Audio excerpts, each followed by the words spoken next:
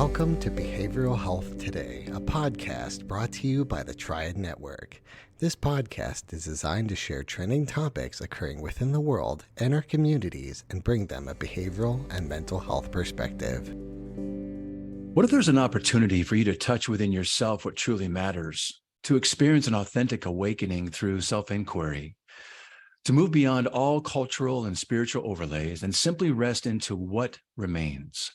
To be freed from all distractions, maybe to feel a oneness with things you've never felt or realized before lays within you. What if this opportunity gave you the experience of bringing you back to love through the simplicity of just being? How cool would that be?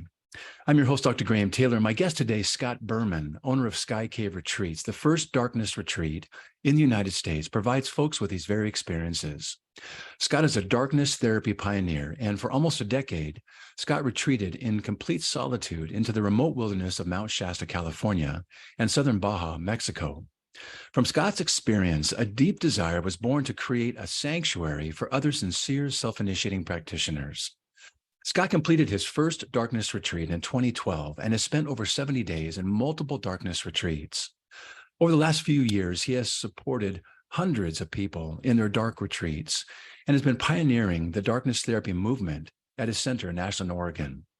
We're excited to have Scott with us today to talk about the power of darkness retreats and the darkness experience itself. Scott, so nice to have you here. Welcome.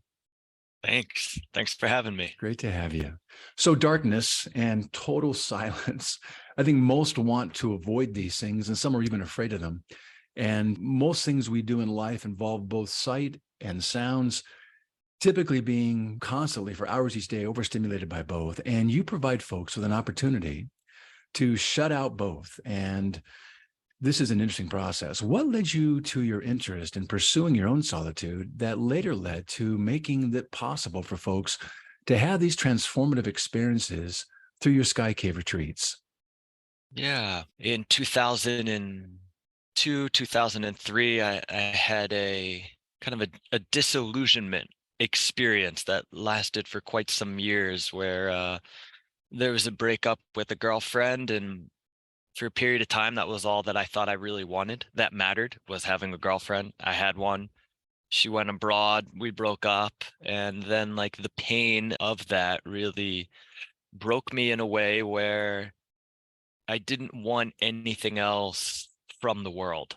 Huh. And so that moved me into exploring spirituality and also into a despair that lasted for some years, even as I kind of got into and started to explore spirituality. And in that kind of movement, I also began spending a lot of time alone, as there was really no pull, or the world kind of lost its colors to me. So I wasn't engaging much with it and began spending a lot of time alone. So starting back in 2003, I started spending a lot of time alone. And then for the course of the next about 9 years, I probably spent over 2 years in solitude, a lot in the mountains in Baja. I would spend 3 to 6 months every winter up there alone, time in Mount Shasta. I had some time in Alaska. I did probably 20 or 30 of those 10-day Goenka Vipassana courses. And then in 2012, somebody mentioned a darkness retreat to me. And it really piqued my interest, as that exploration in solitude was really something that was really dear to me. Uh-huh. And so my wife and I at the time blacked out our house, and we did our first darkness retreat together. Wow. And that was now 11 years ago. We went in for 5 days together. And then after we finished that, I was like, wow, I want to dive in more. I want to do my next one alone. And so I went back down to Baja. And so 5 months later, I blacked out this earth bag dome that we had built down there. And it was like a 8-foot diameter dome. It was really small. You walk down some steps underground. I had my waste bucket, my water, some food, my bedroll. It was all in this really small space. And I did my first solo darkness retreat in there. I went in certainly with a spiritual ego of, I've got this. I know solitude. I can meditate for 12, 14 hours a day. very comfortable being alone. And I was quite humbled after my first day in there that it was actually, it was a completely different way of orienting that I wasn't familiar with. Even through all my time in solitude, all my meditation, really nothing could have prepared me for that experience. And that's something that I see time and time again with the hundreds of people who have come here, that anyone who comes and thinks they're really prepared, most people who come who feel like they're really prepared are really just really good at posturing, Mhm. whether it's through doing hard things in life or ultimately, and some people come to see this in the darkness retreat, that their meditation is really like an advanced Mhm. coping mechanism. Mhm. And so I was pretty humbled. I was just like, wow, I actually don't have the tools or have the particularly appropriate natural way of orienting when I stepped into the dark. I could see how most of my meditation practices were actually fairly masculine. They still exerted a lot of like control through Yeah. my will, and I could still enter into stillness and into spaces, but it was almost like I was using myself to enter into it as opposed to softening, Yeah. surrendering, resting, receiving, kind of more of the feminine qualities, which the darkness really kind of asks of you to Yeah. really enter into it. And when I merged, I went in for 10 days and I was like, wow, I want to build a darkness retreat so I could go in more. It was also like the level of sensitivity that emerged in such a short period of time. Mm. I was coming into a point in my life where I was like, I don't have 6 months to go off into the woods again, but I do have 10 days. And Mhm. the depth of what I was able to touch in that short period of time was like, wow, there's really something here that you could go so deep in such a short period of time, Mhm. especially like effortlessly. So I was moved to create a darkness retreat for myself and also for others. Really good. This whole practice has some history behind it, doesn't it? It's a common practice for many Yeah. of the ancient spiritual traditions from around the world that dates quite a ways back. Yeah, so there's the Kogis in Colombia and the Mamos, who are the elders or the medicine men of the tribe. My understanding is at birth, however they're chosen through whatever process, they're brought into the darkness Yeah. with their birth mother and the elders, and that they're brought into the dark for 7 to 8 years. And my more recent understanding is that they actually do go into the night, like they do see the moon and the stars. It's Mm. not total darkness for those Got it. 7 to 8 years. They don't see the sun, and they spend a lot of that time in darkness, but they do come out into the night Huh. at times. And then there's Dzogchen, the branch in Tibetan Buddhism, where a 49-day dark retreat is deeply woven into that for the really advanced practitioners, and smaller dark retreats as people build up. And in that, there's specific practitioners are practicing for their life Huh. before they go into a 49-day dark retreat, and they have different techniques and practices and direct connections with their masters before they go in, while they're in. And so there's a whole practice built around that. And then there's traces of it through ancient Greece and Mm. Rome and Egypt, and throughout other traditions and lineages in Tibet and China and India, and I'm sure plenty of other cultures. It's a pretty basic Yes. movement of Yeah. going into the darkness. Yeah. And then there's this modern resurgence now where it's not based on a tradition or lineage or Mhm. practice or culture. And it's really fascinating to me to watch this movement Yeah. kind of emerge. And I was a couple of weeks ago chatting with somebody in the Czech Republic. The Czech Republic is an interesting country for darkness retreats, as there's 20 Really? darkness retreats in the small country of Czech.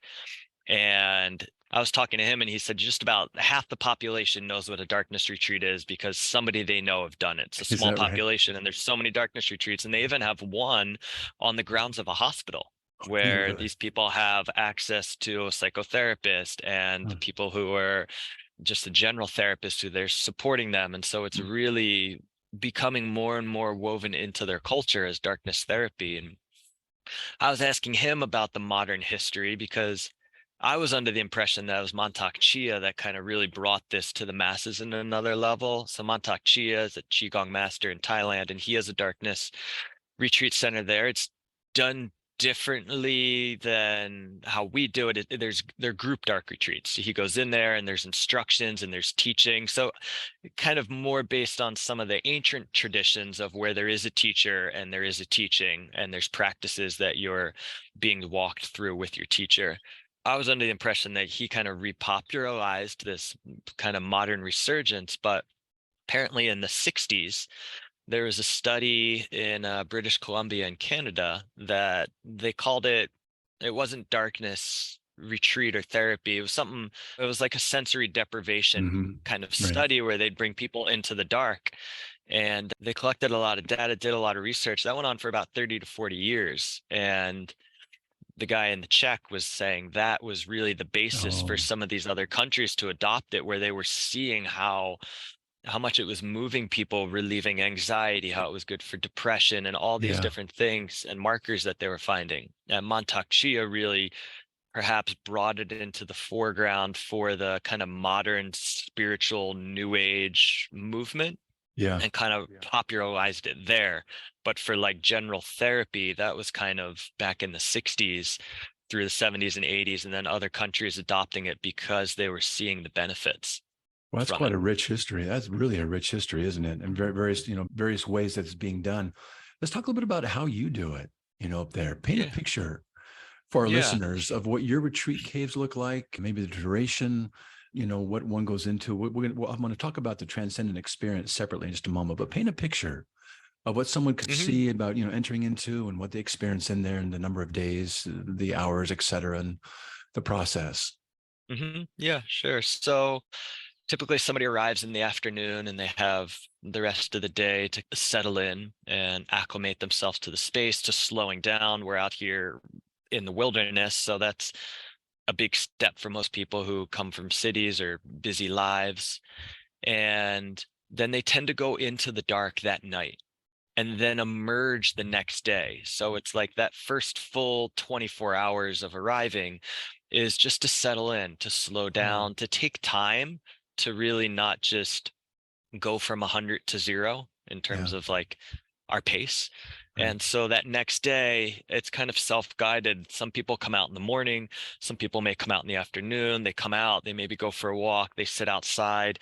And there's a session that happens with somebody who works here with us. She weaves in cranial sacral, somatic therapy, self-inquiry, and she also has a really profound level of awakening within herself. And so she's able to track and see Yeah, what's happening within someone almost before they can even see it, very or good. sometimes that they can't even see. And so she has the gift of being able to point.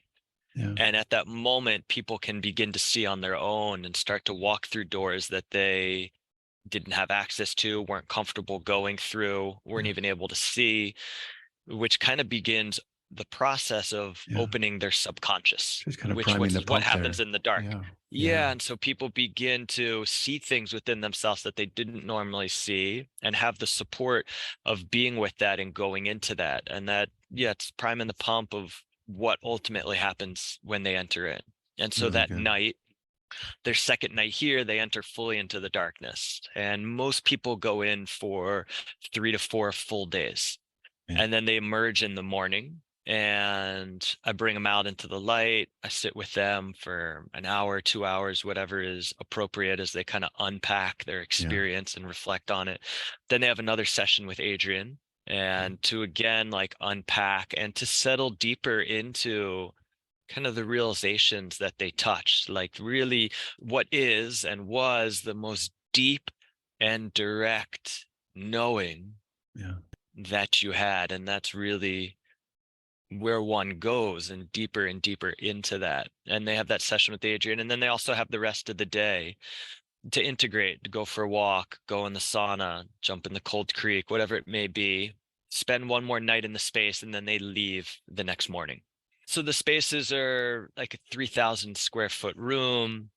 There's a bathtub for hot baths, toilets, sinks, space to roll around. There's a bed and a place to sit and eat on the ground. So they're pretty spacious. The hot bath becomes people's only friend and best friend, and it really makes it an impact in assisting people into kind of the process of softening, resting, surrendering, and kind of letting go of this burden that's always with us to progress, to achieve, to attain. And even on the spiritual levels, even within spirituality and spiritual practices and techniques and teachings, there's this sense of progress and achieving and attaining and awakening and healing and fixing and all of these things. And in the darkness, like sometimes that becomes your greatest misery. Yeah. I mean, through and through, it becomes your greatest misery. And even the spiritual traps of that become a misery in there because you have direct contact with that which never changes. And so when you really allow yourself to fall into that which remains, the aspiration to change and achieve and attain and heal and awaken become kind of like worthless and meaningless because they're not here. It's like what matters is here. And I think we've heard that all through all the different teachings and podcasts and books we've read, but it becomes actually like a visceral, lived in experience for people when they enter into the darkness. We'll be right back after word from our sponsor. Whether you're a longtime or first-time listener to Behavioral Health Today, you're probably familiar with Triad, the company that brings you this podcast. But you may not know that Triad also hosts a community for current and aspiring behavioral and mental health professionals, featuring trending content and education and career resources, all for free. If you are a behavioral or mental health professional, or you're studying to become one, join more than 80,000 people on Triad by claiming your free professional account today. Visit us at hellotriad.com/BHT. That's hellotriad.com/BHT and join the Triad community today.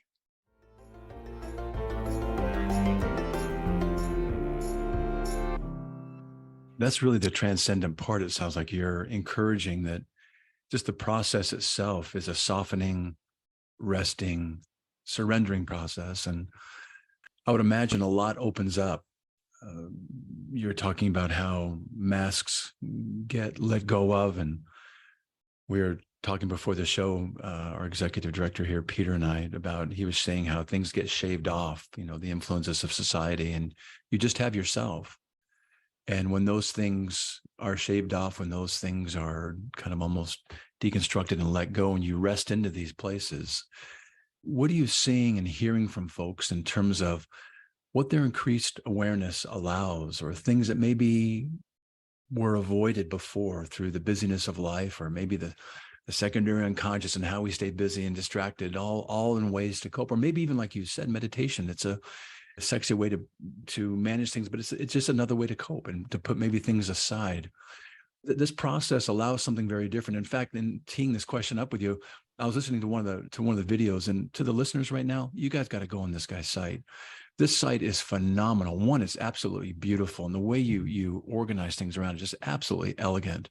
There's some phenomenal videos of folks, kind of nice little pithy videos that talks about their experience. These ones guys are talking about, dude, it's like floating in fluid, just being in this darkness. They talk about this special viscous liquid juice that's so cool to be in, that allows things to be tolerated in ways that you wouldn't necessarily experience. And so this is a place where things don't get avoided, do they, Scott? And where awareness has come up. Talk about that transcendent piece of it, would you? Yeah, I'd say for most people, like discomfort is the gateway. Yeah. And most of us, or pretty much all of us, and just even conditioned in our biology, is to avoid discomfort and to survive.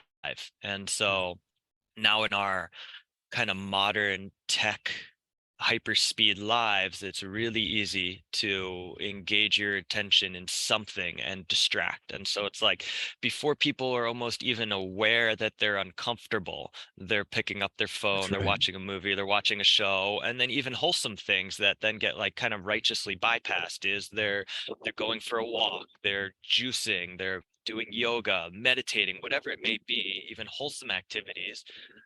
at the root of it, if somebody's really able to be honest, it's like it's being done to avoid what's here and to change it into something more.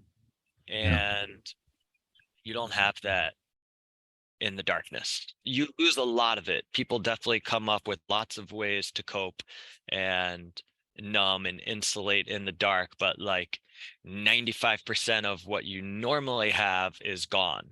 Yeah. And so what's interesting in that, for somebody who doesn't have a spiritual background at all, no spiritual language, no spiritual history, no spiritual practice, and we have a lot of people come like that, they tend to go the farthest, which was really mind-boggling to me in the beginning, and certainly really humbling, because I'm like, wow, I never got to have an experience like that. Right. You'd have to look at the scope of like 10 years of me meditating like 5 to 10 hours a day every single day to even have touched what you touched in 3 days. And the authentic kind of realness of how they touched it was far beyond anything I've ever been able to witness, because my whole spiritual world has been colored by all the books and the podcasts and all the things that add context and language and make me feel like it has to look like this when I've arrived and all these things. And then there was just somebody who came out today who I brought out of the dark, and what he was able to touch with no technique, no teaching, no language, just completely blew my mind. Mm. And what I see is somebody like that goes in and the rug gets pulled out from under them, and they have none of the coping mechanisms, none of the distractions that they're used to having. And so they've got nothing. And if they're willing and open and curious, all they have is to lean into this vast timeless space, as like being in the presence of an enlightened master that's not necessarily embodied in a human form, but it's like the essence of enlightenment. What he was able to touch, how he was able to enter into stillness for the first time in his life without a technique or practice for hours. And when he came out, I was like, some people meditate their entire life and never get that much stillness, and you just fell into it. Yeah. And then there's the people, and I fall into this category of like who have a lot of spiritual stuff, who have a spiritual self, who have spiritual history, who've read all the books, who have an idea of what awakening looks like, who want to have a cosmic experience and talk to angels and cosmic beings. Why? Because that would make them feel meaningful and self-important. So it's almost like spirituality becomes another way of like grasping at a really grand higher self, but it's still within the realm of being somebody special.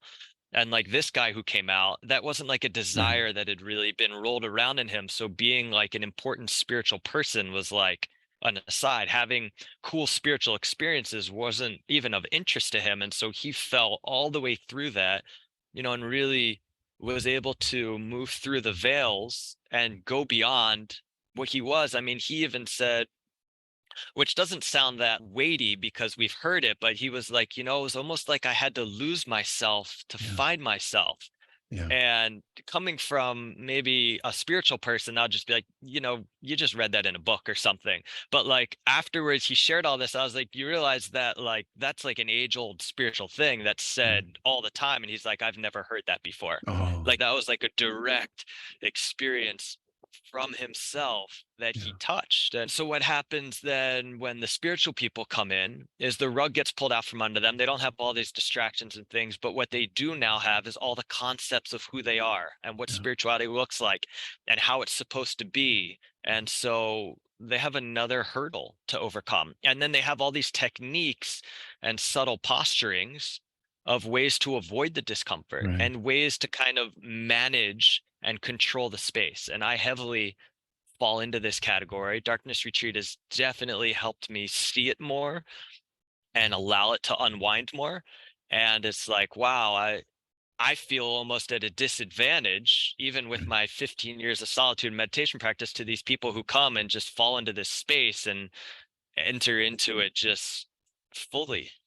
They don't have the tools to avoid discomfort as much as somebody who's there's the benefit of it. It's not like writing off meditation and spiritual practice. Obviously it has its benefits, but it also has its its strings and its stickiness, which I feel like isn't really talked about that much. It's just like we just talk about the benefits and the cosmic bliss and whatever is, however spirituality is sensationalized. And there's so many hangups and stickiness where we then use that as another form of being special and consuming experiences. And what happens for those people, for a lot of them, is they can only fill the space for so long. So they do their meditation and their breath work and chanting and prayer and movement and yoga. And then it's like, well, now what? It's like maybe they could do it for 5 hours or 6 hours or 10 hours, but you have many more hours. And so the discomfort really starts to well up and they've exhausted all their techniques. And so there's this moment where people authentically, genuinely open to what's presenting, even when it's not what they want. And then people begin to touch this space inside of themselves where they're not necessarily what their experience is, and there's space for it. Man, that's beautiful. You're talking about this opportunity to let go of our ongoing attempts to control our world, or even the subtle attempts and the subtle ways that we even control our inner worlds, and just to simply rest in exactly who we are and what emerges around that. I want to come back to what you just said there. People open up to what is being presented to them. And I want to hear maybe an answer to that within the context of, what do you notice the progression being, let's say 5 days? What's the progression like day one and then day two? Typically, I'm sure there's unique experiences, but in general, what happens in each one of those days subsequent to the prior one? Sure. Yeah. The first stage is sleep, where people will sleep just a long, normal night of sleep. And then some people will sleep for the entire first day. They get up, they'll have some water, maybe some food, but then they take a nap. And like the first day is really sleepy. And for some people, it's just one long night of sleep. And then there's the period of novelty, where people are like, this is amazing. No one needs anything from me. I don't have to do anything. And that could last, for some people, that could last the entire first day. Or if they slept the first day, it might last into the second day. And for some people, that lasts about 1 second. And then it begins, because then the discomfort begins. And then it's like, how does one manage, and or how does one open to the discomfort? And that becomes really the movement in the darkness of what somebody's really willing to feel and not feel. It's like there's kind of a crossroads moment there in a way.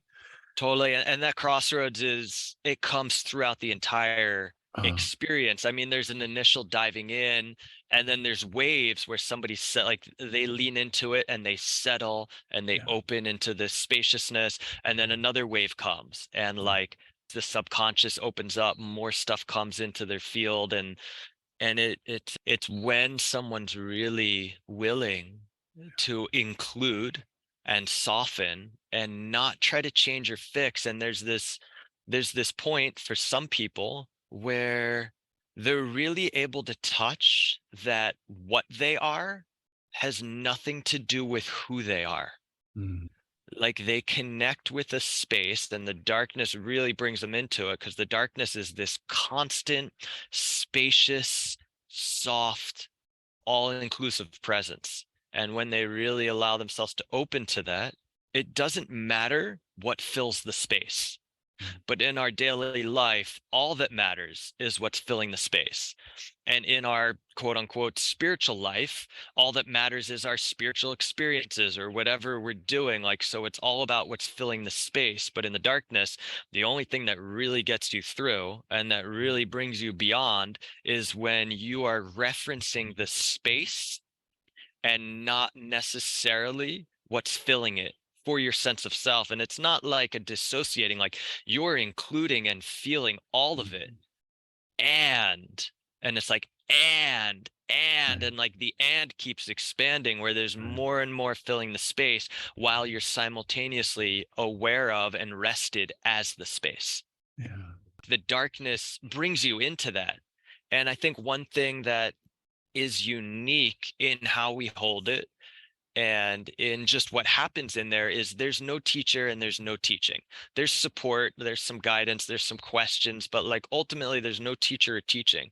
And so one thing that happens, and there's great benefit. I have a reverence for teachers and I have teachers in my life, and I think they serve a purpose to show and illuminate things that I would never see, and to also have an experience where there is no teacher and teaching. Again, you get the rug pulled out where you have nothing to compare yourself to. There's no way of tracking, like, how long did I hold my focus? How long was my breath hold? Did I see this light or that light or open? Like, there's nothing to track your progress. There's no teacher to compare yourself to of like, I'm not as good as them, or I'll get there sometime. It's just like all that matters is this and how we relate to this. And we maybe know that or we've heard that, but when it becomes so miserable when that's not happening, you're almost forced into softening because your only other option is misery. But in the world, we have other options to avoid our misery. But in there, the only other option to avoid your misery is to actually go into it. Yeah. So there's this really naturally emerging organic process. If you can just allow it to happen, it will happen on its own. And you get to lean into it rather than do something with it. Yeah. Exactly. Yeah, which is yourself is not needed. And I think that's one thing that becomes a hindrance in meditation and new age spiritual practices, where it's like you're needed to get there. You need to breathe in this way and move in this way and visualize in this way and all these things. So you're like, you're using yourself. And when you use yourself to try to go beyond yourself, it's kind of a difficult situation.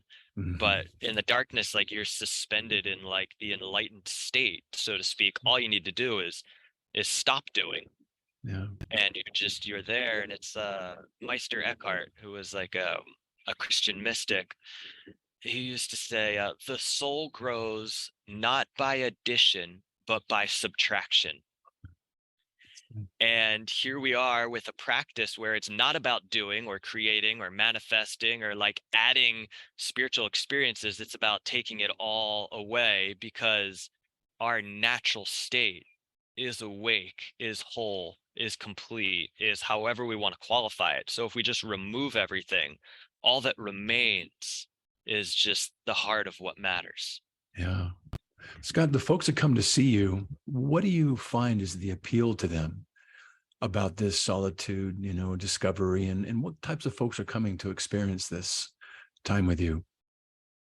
There's a wide ranging audience. There's the people who are interested in spirituality, who have a history with it, have done plant medicine, have done other meditation retreats, just discovered Wim Hof and got turned on to this, or just discovered breath work, and or people who have been doing breath work and meditation and for some time. And so this is like another avenue for their self-discovery and deepening into spirituality. So there's that kind of group. There's some people, they're kind of a smaller percentage, who heard a podcast about or saw a video or somebody's experience that this can like make DMT come online and you just have these profound visionary experiences. They're a smaller percentage.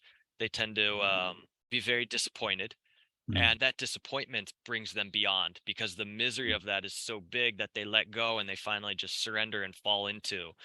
And an interesting note on that, to digress for a minute, is almost everyone finds those to be distracting.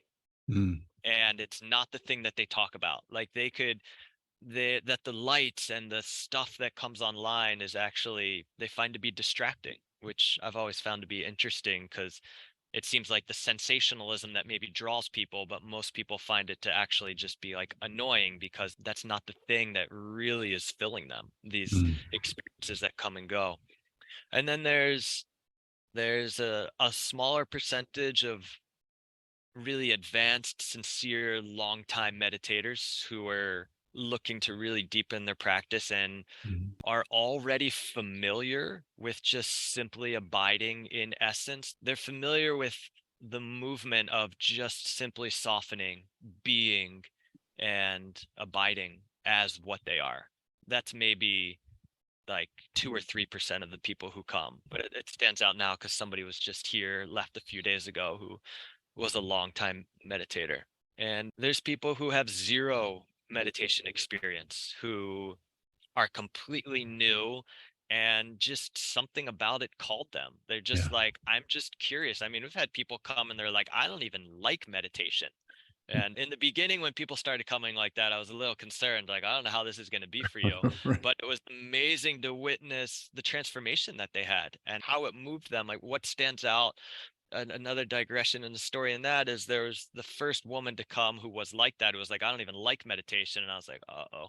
And she went in, she was somebody who was like an archetype of, in grade school, was probably picked on a lot, was not really included in the culture of her school. Mhm. And then because of that, the personality and psyche formed for her of like somebody who didn't have anything important to say. She made herself really small. Mhm. And she went in and she had such a transformational experience. When she came out, she was like, I feel empowered for the Mm. first time in my life. Incredible. And her experience was different. Most people feel overly special in the world, but she felt underly special. So she came out and she was like, I am special. And like, I Yeah. have important things to say. And she was like, for her, what I saw was she got to go into this container and she didn't have the constant reflection from the world that like, you suck, you're not important, you don't have anything good to say. And she was just like, actually, that's not true. I touched Mm. spaces in me that are meaningful, and I have meaning. And she's like, I got to be with my wounded little girl for the first time in my life. And I actually saw that she was beautiful and that I Mm. love her. And it was just amazing witnessing what she was able to touch. And then there's the groups, people who, yeah, I guess they're just genuinely curious. They're just like, I Mhm. watched a video and it moved me. And Mhm.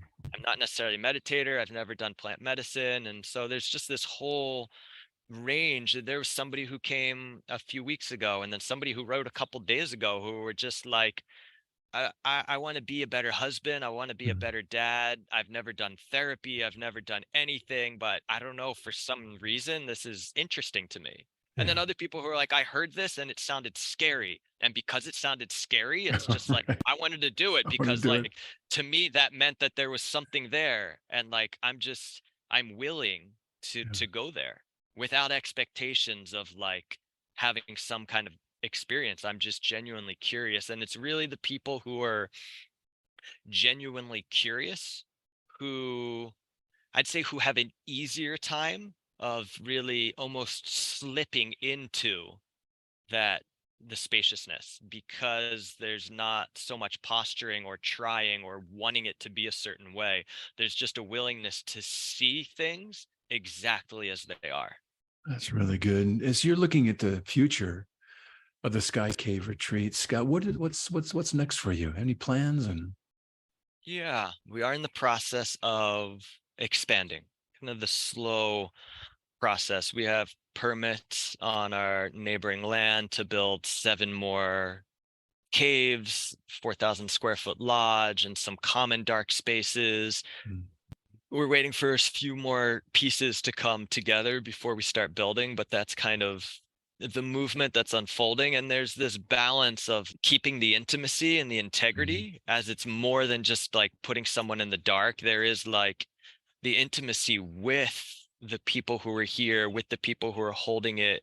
So keeping all of that together, and also expanding will allow us to further evolve and refine. Like, we don't have it figured out. There is no formula. There's no playbook. I go up in the evenings when I bring people food and we have a conversation, and that might last a couple minutes to 20 minutes. And every conversation is different. How I may support, like, there's 3 people up there at any given time, and I may share some things or make a suggestion or ask a question to this person, which would be completely Right. irrelevant to this person. So there's a constant listening, there's a constant stumbling, Mm. and those tend to be some of my biggest learning experiences of when I get stuck in how I think it Mhm. should be, or when I get stuck in my agenda for even somebody to awaken or deepen, or And those moments and those reflections afterwards tend to really, for me, illuminate where I was stuck. As righteous or wholesome or good as it may be,